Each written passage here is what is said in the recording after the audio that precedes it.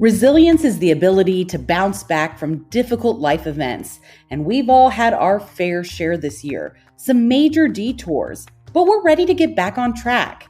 But how can you start a journey to the future if you're not even sure you've found the starting point?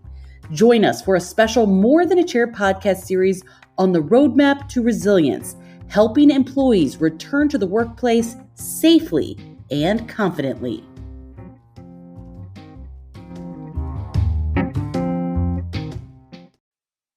Welcome to the More Than a Chair podcast. I'm your host, Amanda Clark, and this is our special series on the road to resilience, mapping a plan to get us back to work. Now, today we're tackling our step 2, rerouting directions. Sometimes we have to take an alternate route to get to where we're going. And we know that our team of designers are ready to map a plan, evaluating space, and ensuring that teams can get back to work in a safe environment. We have some really great guests with us today, and I'm excited because they've both been very boots on the ground, helping clients throughout this kind of crazy time. First off, I want to introduce Business Furniture and Choreo Interior Designer, Heidi Dellekamp. And also we have Steelcase Business Development Manager, Whitney Fuchs. Hello, ladies. Thanks for being here today. Hi. Thanks for having us. Whitney, I want to start with you because we've had some of these conversations. A lot of this has been sparked and happening because of COVID, but really the conversations you're having are much bigger than that. They're about resilience and planning for the future of workplaces for whatever may come next. Tell me about some of the conversations you're having. Yeah, absolutely. So I think probably all people would agree that this has probably been like the largest experiment in the world of work and the workplace. So, planning for infection control was never a consideration when we sat down with clients to design their spaces. And what it's made us realize is that we never really thought about, how do we design workplaces to adapt to any disruption?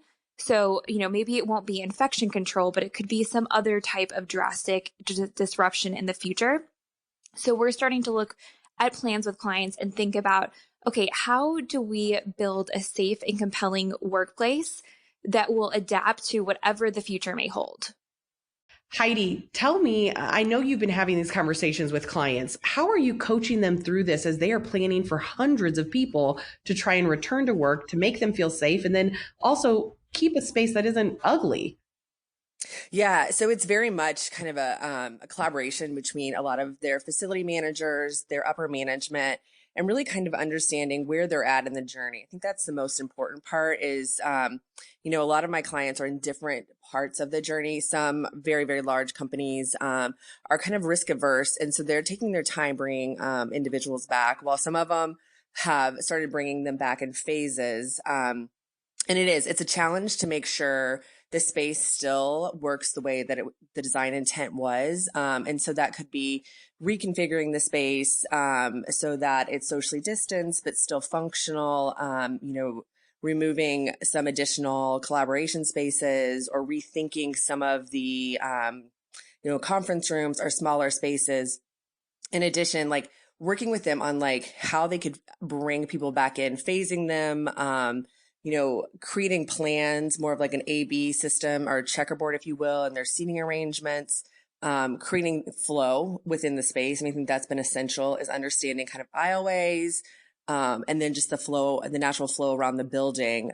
So it's really been interesting because it's been a wide range of how people are tackling this because, as Whitney said earlier, this is the first time we've ever had to deal with something like this. So, we're all just kind of working towards figuring out that works best for them. Yeah, for sure. It is.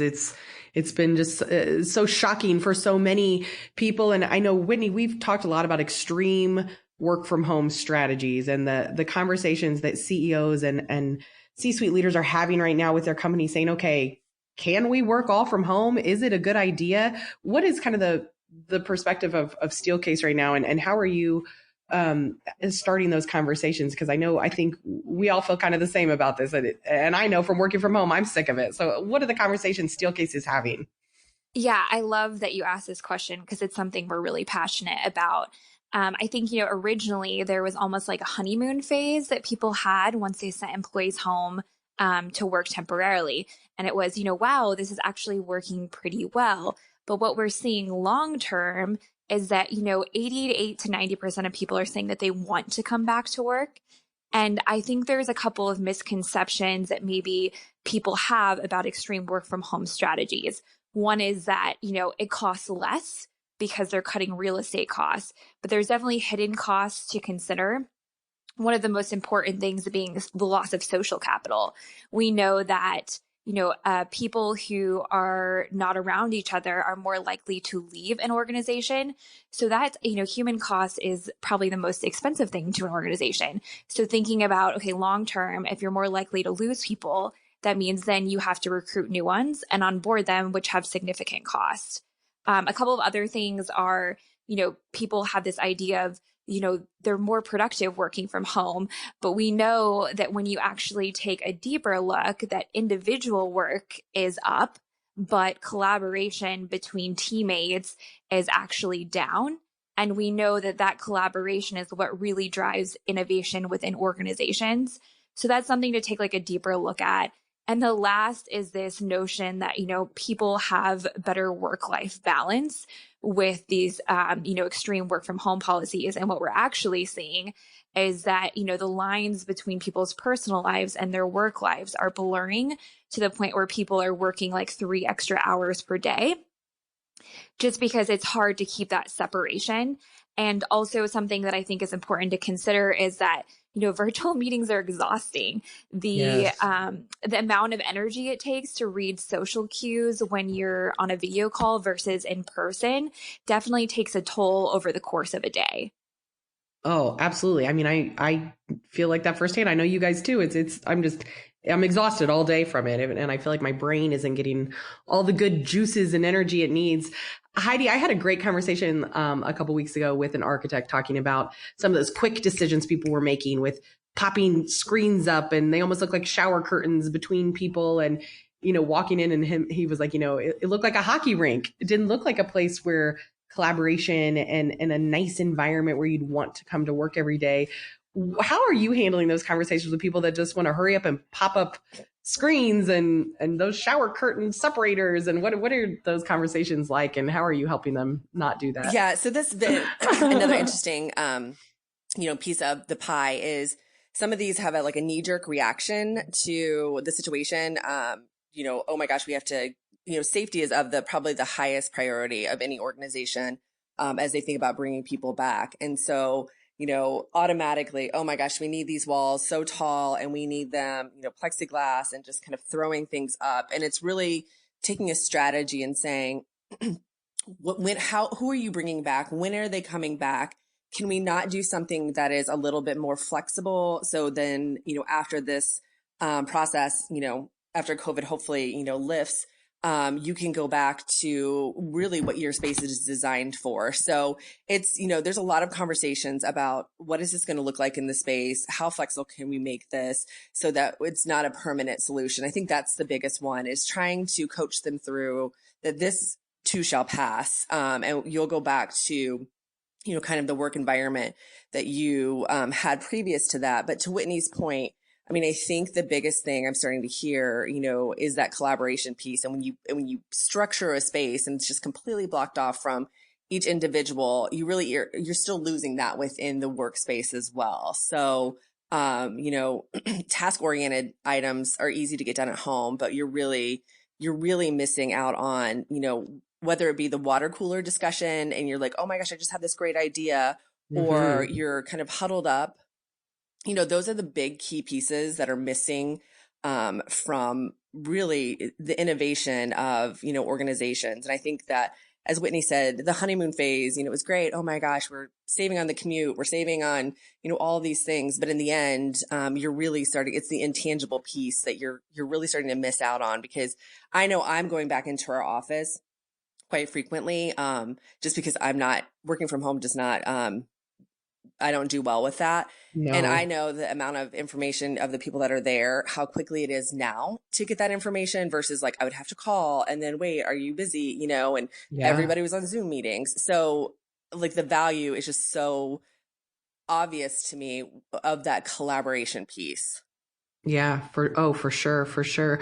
Whitney, what do you think? I mean, is it possible to to do this right now, to create these personal boundaries and allow for social distancing, to create spaces where people feel safe, but not sacrifice the design part of it. I know you and Heidi are both very passionate about design and making sure that cohesive piece is there in a workplace. Is it possible to do both?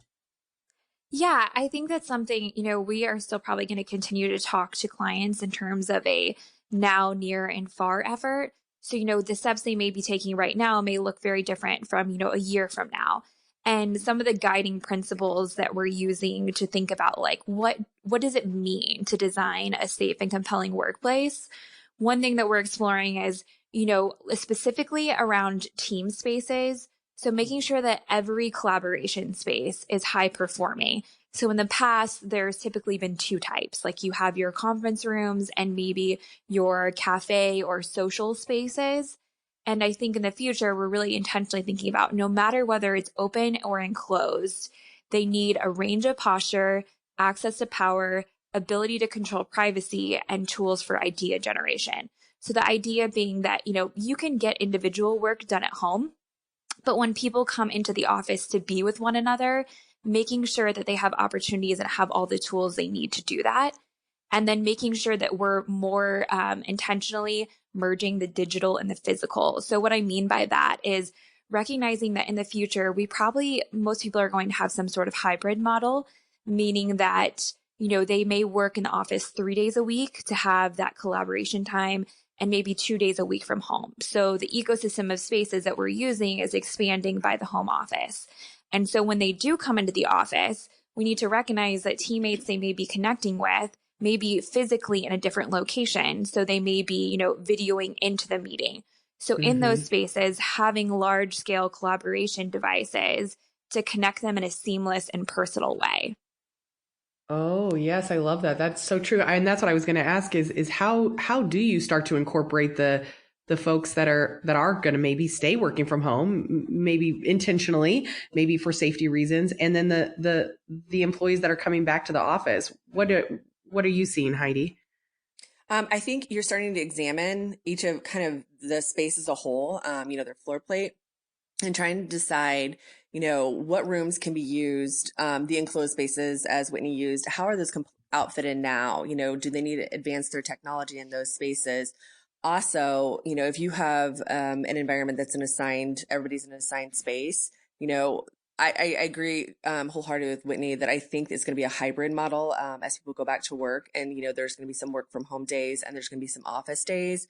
So the amount of real estate needed for workstations is going to be less, but higher for collaborative spaces. So looking at each of those spaces and do we need to build walls around them? Do we need to just do kind of a sectioned off space with some really great architectural pieces, from kind of a furniture standpoint?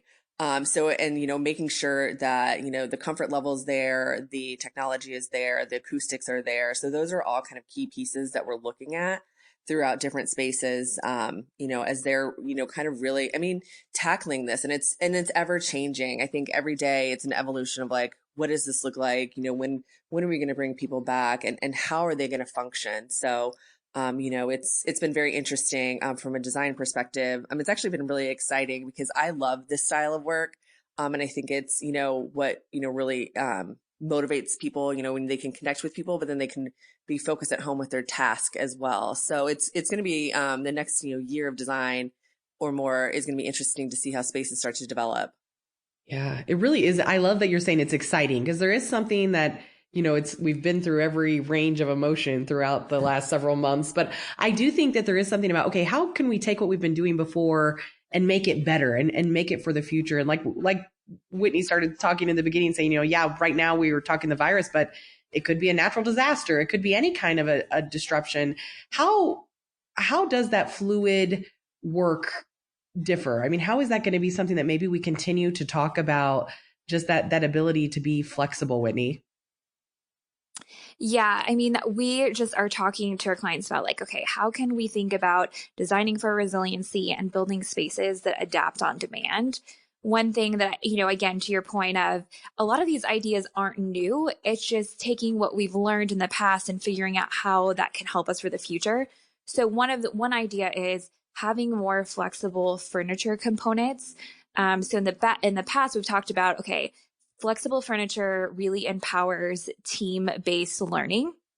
And I think in the future, those same aspects allow us to quickly morph furniture on demand. So, for example, if something is on casters, you can quickly push it together and then break it apart to create more distancing. So we're looking with a lot of our clients around like, how do we design a more flexible kit of parts? So using the same components of furniture, but recognizing that they can be put together in several different ways. So whatever the needs are, they can adapt to it. Yeah. What do you guys think about some of the work from home packages right now and some of the companies that are maybe making investment in work from home offices? What are your thoughts on it, either of you? Yeah, I'll Yeah. definitely, I was going to say, Go I ahead, can jump Whitney. in on this and Yeah. Heidi can chime in. This is one that I am definitely passionate around. So one of the things that we're definitely seeing, and this is probably no surprise, is this increase in sedentary work. So what people may not realize is that, designers like Heidi very intentionally designed movement into a plan. So we're thinking about, allowing for different changes in postures throughout the day. What are ways that you can encourage people to get up and move? And we know that's so important for brain health. So I think a lot of times people don't realize that, working from home in one position is actually really terrible for your body as well. Yeah. So I love that the clients that are engaging us early in this process to think about, okay, what does a comprehensive work from home package look like? Not just a task share, but really about like, how do we build those opportunities for movement into the home office? So maybe that's a height adjustable desk, a monitor arm, but looking at it holistically is really important. And that's something that, our team is very passionate around. Yeah. Yeah, I would just chime in. I know that for organizations that may have even a lengthier stay at home, that I know a lot of their safety individuals have been involved because they know the ergonomics. They understand how important it is to have the right setup, and that includes the monitor arms, the height adjustable desks, the correct task seating. So, a lot of these people, when they first went from home, and I could speak to that, you're working from your dining room chair, you're working from Yes. just kind of whatever would work. And, within a week, you're going to notice just what it does to your body. So I think it's crucial if you're at home that the organizations support, all of these kind of minor adjustments, if it is that monitor arm or if it is that height adjustable or the task chair. And we've seen a lot of organizations step up and, give stipends to employees to be able to have that, or, even some of them have let them bring those items home from their office. So I think that is incredibly important. Just from the health and safety point of your employees. Yeah. Heidi, tell me about just kind of the logistics of what you're doing right now. If somebody calls you and says, okay, Heidi, we've been working with you. We need help big time. And you start to kind of look at their plan, look at their space. Walk me through the first steps of how you kind of get started in reworking their space so that they can start creating a safe environment.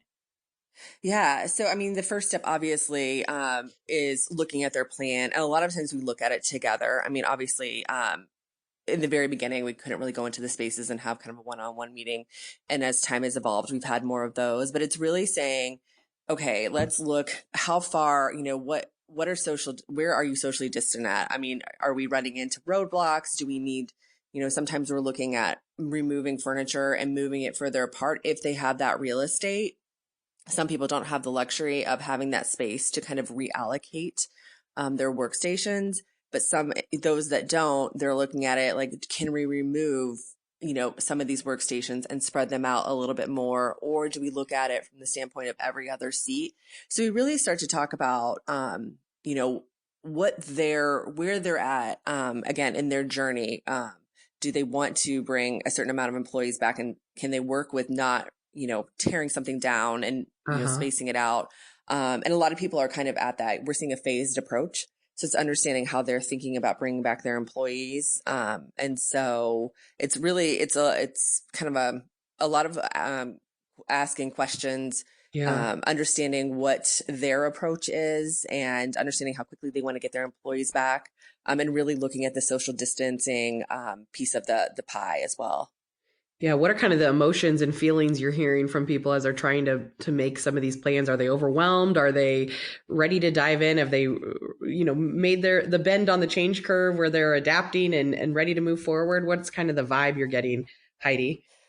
I think it's really all over. I think some of them, they're ready to get back to the office. They're ready to get their employees back. Some of them are very kind of taking it very slow and just making sure, that they are taking the safety of their employees, as the utmost. If they're in a large, 20-story building and they're sharing it with multiple companies, you really got to think about the elevator too. So they're really just a lot of them are very, very cautious to bring them employees back. And a lot of them have created, what we're seeing too is a lot of surveys, where are you at as an employee in this journey? Are you willing to come back? What does that look like? So there's a lot more surveys too that I've noticed companies are doing versus, usually do like a quarterly survey or whatever. And now Yeah. they're kind of taking a monthly pulse check. Yeah, it's a huge part of what we're doing here, right? With the Road to Resilience is just that research piece and really coming up with a strategy. Whitney, what do you think? What are some of the emotional steps that maybe you have heard clients walking through? Are they ready to get back? Are they hesitant, cautious, overwhelmed? What do you think? Yeah, I would say just like Heidi, it's, a wide spectrum. We have some clients that were, considered essential businesses, so they never stopped. Yeah. So for them, it was a matter of like, how do we continue to move forward and do the best that we can? While other customers have, taken a step back, they're putting together, slow strategic plans to figure out when is the right timing to bring their employees back. But the one thing that I do think is just I've observed is that, with every challenge comes an opportunity. And when you look at the plans that are being put together, it really involves, a collaboration between not only facilities, but also IT and, human resources, because we have to consider, how does technology support this change? And then also thinking about, exactly what you said, how are people feeling? What are the ways that we can bring them along? And that's a great way for HR to be involved. So I think in the past, a lot of times we've struggled whenever we approach a new project, it doesn't have, all components of an organization involved. And with this and the type of plans that are being put together, it really does include multiple, stakeholders within an organization. Yeah, I love this kind of goes along with that conversation that we've had about the choice and control. And there is something about a sense of control over their workplace that does give a sense of safety. How important is that when you're planning these spaces, Whitney, when you're looking at offering more choices and giving employees a little bit of that control back when everything feels kind of out of control right now? Yeah, absolutely. So we've always, talked about choice and control. So giving people the opportunity to choose a setting within the workplace to be able to, work on whatever task they're doing.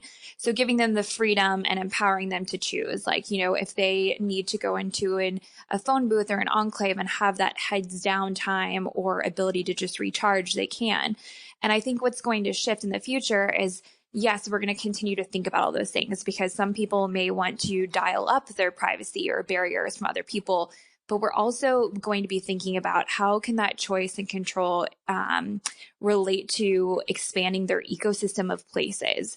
So like I said earlier, we're not only just thinking about the workplace, but now we're thinking about home as being, an additional Yeah. ecosystem. So giving people the choice of like, depending on their day, does it make more sense for me to go into the office or should I stay from home? And I think that's something that a lot of organizations didn't offer prior to experiencing COVID. And I think it'll drive, giving their employees more freedom in the future. Yeah, I think kind of to piggyback off of that, Whitney, that's what I'm most excited about. I know I mentioned that earlier, but these ecosystem spaces are something we've long talked about, but I don't know that they've initially been embraced, as quickly as I think they're going to be embraced kind of in the future. And I think that those are the kind of the more critical spaces that will really propel an organization to, go back to talking about attracting, employees and Yeah. talent. I mean, that's a huge thing kind of in this COVID market. Like how are you onboarding, as you mentioned earlier?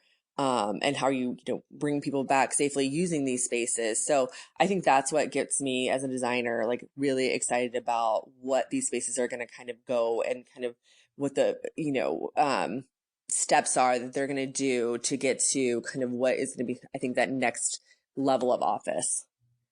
Yeah. Well, what would you guys say to a client that's saying they're just going to return to the way it was? I mean, does that even exist? Or we're just going to return to the office of the past? We're fine. It's going to be just like how it always was.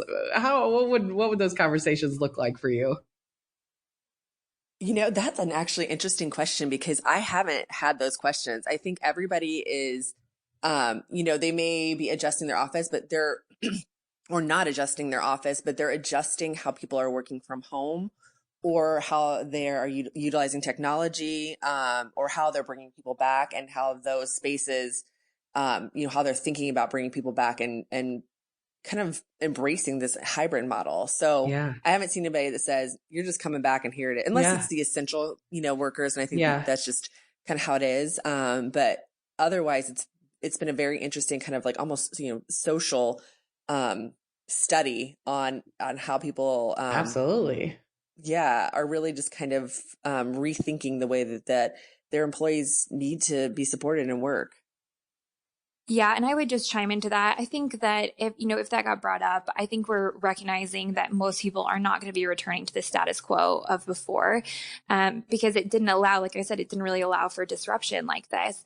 And so I think in a situation like that, we would encourage, those clients to take a step back and really do a pulse check of their employees, understand like what are the learnings from this experience?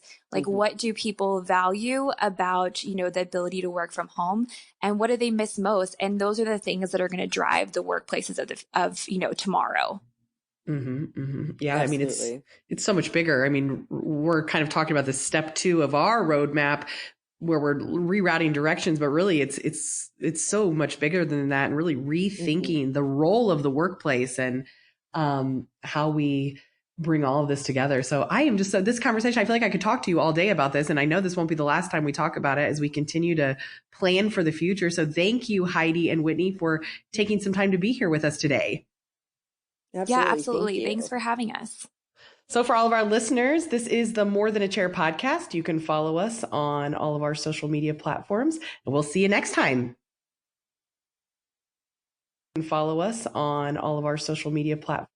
Resilience, the ability to recover from difficult experiences and setbacks. At Business Furniture Choreo, we know the road to resilience takes all of us. Our teams are reconfiguring workspaces to create personal boundaries without compromising design.